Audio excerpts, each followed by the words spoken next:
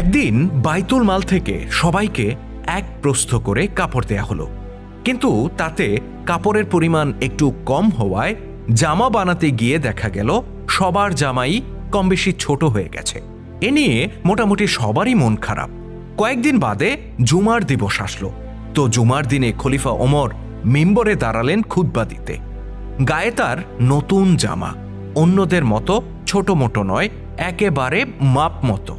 এটা দেখে একজন মুসল্লি দাঁড়িয়ে বললেন, আমিরুল মুমিনিন, বাইতুল মাল থেকে আপনি আমাদেরকে যে কাপড় দিয়েছেন তাতে আমাদের কারো জামাই ঠিকঠাক মতো হয়নি, কিন্তু আপনার জামা তো দেখছি একেবারে মাপ মতো।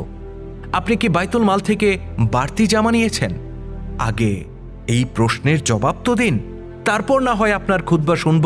তো খলিফার পুত্র আব্দুল্লাহ ইবনে ওমর সেখানেই ছিলেন। তিনি বললেন, আমার ভাগে যে কাপড়টা ছিল ওটা আমি আব্বাকে দিয়েছি।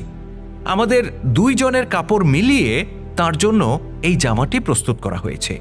মুসল্লি তখন বললেন, ও আচ্ছা, আমি আমার প্রশ্নের উত্তর পেয়েছি, এবার আপনি খুতবা দিতে পারেন।